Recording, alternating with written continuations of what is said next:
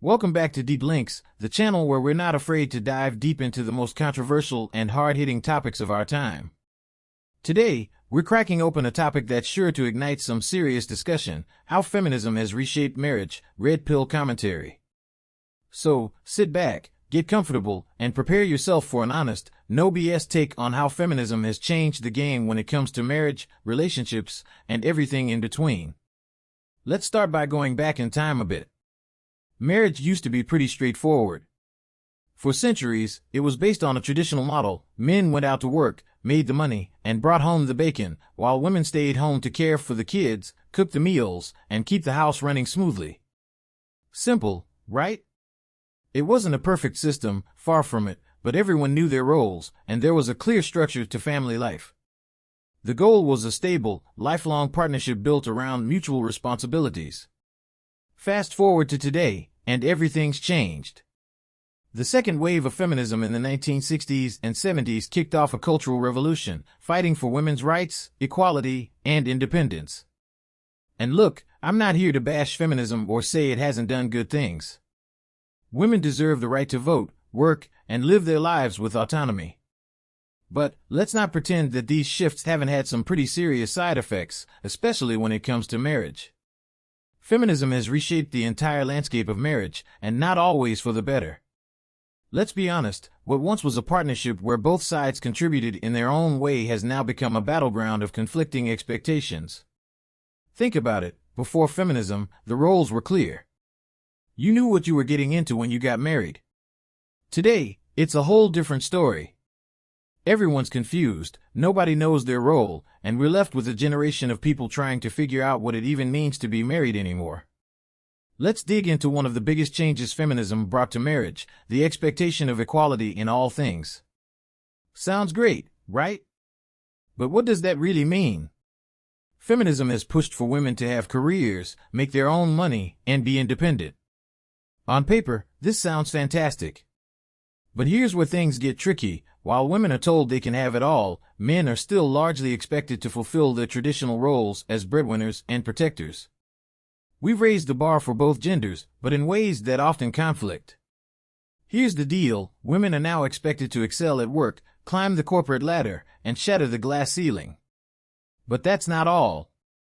They're also still expected to be the nurturing mothers who can handle the school run, bake cookies for the PTA, and remember every single family member's birthday. And let's not forget about maintaining a social life, working out, and staying in shape. So, what's happened? Expectations have skyrocketed. Women are being asked to be everything, all the time. And men? Well, they're not getting off easy either. Today, men are being told they need to step up at home. They need to be more emotionally available, more involved with the kids, more hands-on with domestic duties. But at the same time, they're still expected to be the primary breadwinners and the rock of the family. It's a juggling act that many men just aren't prepared for or even capable of doing without burning out. So, what happens? Frustration builds, resentment grows, and marriages start to fall apart. This isn't just some theoretical issue. Look at the divorce rates. They've skyrocketed since the feminist movement took hold. In the 1950s and 60s, divorce was relatively rare. Sure, there were problems, but most couples stuck it out because there was a clear understanding of what each person's role was, and there were strong social pressures to keep families together. Fast forward to today, and nearly half of all marriages end in divorce. Why? Because the expectations have become almost impossible to meet. Everyone is stretched too thin, and no one's happy. Let's also talk about dating and the dynamics of modern relationships. The feminist movement has influenced more than just marriage. It's completely reshaped the way we date, the way we view relationships, and even how we think about sex. Gone are the days of courtship and commitment. Now, we're living in a culture dominated by hookup apps and swipe-right mentalities. There's this idea that it's empowering to sleep around, to explore your options, and to avoid settling down for as long as possible. But here's the thing: while this culture may work for some, it's left a lot of people feeling more lost and lonely than ever before. Men and women alike are finding it harder to connect on a deep, meaningful level because everyone's so busy playing the game. Relationships have become transactional. What can you do for me right now? What do I get out of this? The focus has shifted from building a life together to extracting as much personal benefit as possible, and when the benefits dry up, people just move on to the next one. Now, let's get into the idea of entitlement. Feminism has contributed to a sense of entitlement that's become almost ridiculous. There's this growing belief that women should be able to have it all: a thriving career, a happy family, an exciting social life, and a perfect body, without having to make any sacrifices. It's a lovely dream, but it's just that, a dream. Real life doesn't work that way. Something's got to give. If you're going to put all your time into climbing the corporate ladder, you're probably not going to have as much time to be a supermom. And that's okay. The problem is when people expect to have it all the time, and then get angry and resentful when reality doesn't match up to their expectations. But this entitlement doesn't just affect women, it affects men too. With all these new expectations placed on men to be more emotionally available, more involved in the home, and more sensitive, many men feel like they're being set up to fail. They're told to be more vulnerable, but also to man up and provide. They're expected to be strong and stoic, but also empathetic and nurturing. It's a confusing, contradictory message that leaves many men feeling like they can't win no matter what they do.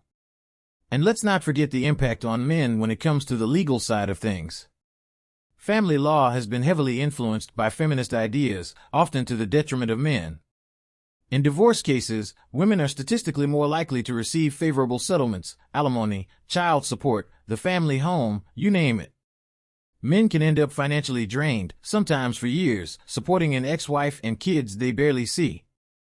And let's be real, this legal imbalance has left many men feeling like marriage is a raw deal.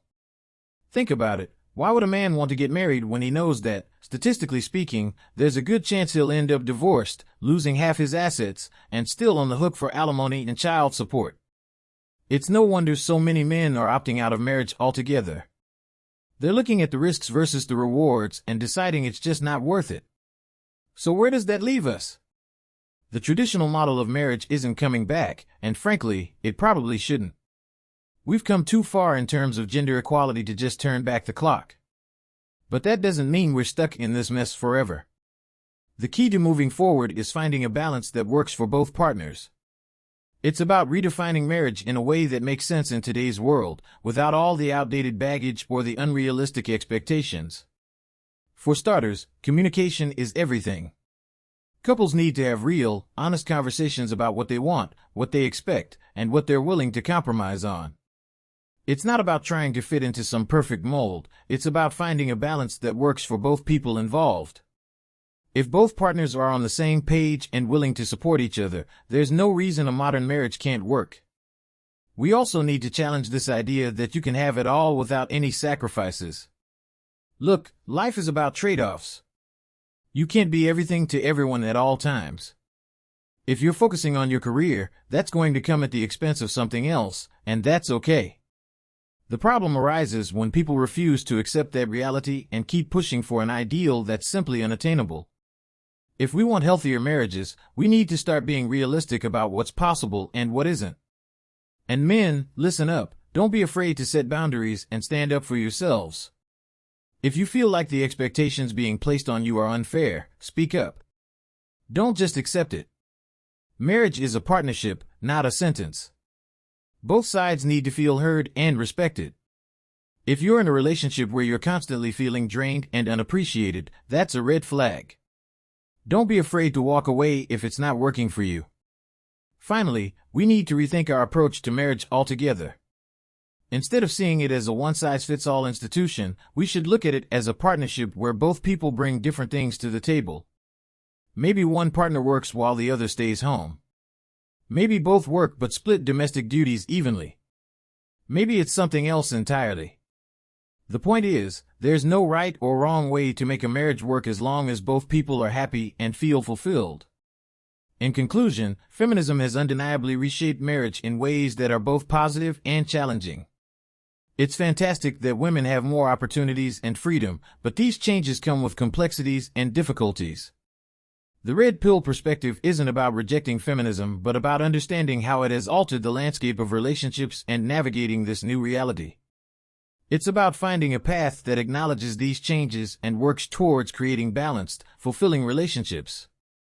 Thanks for joining us on this journey through a controversial and provocative topic. If you enjoyed this episode and want more unfiltered takes on the issues that matter, don't forget to like and subscribe. Hit that notification bell so you're always up to date with our latest content.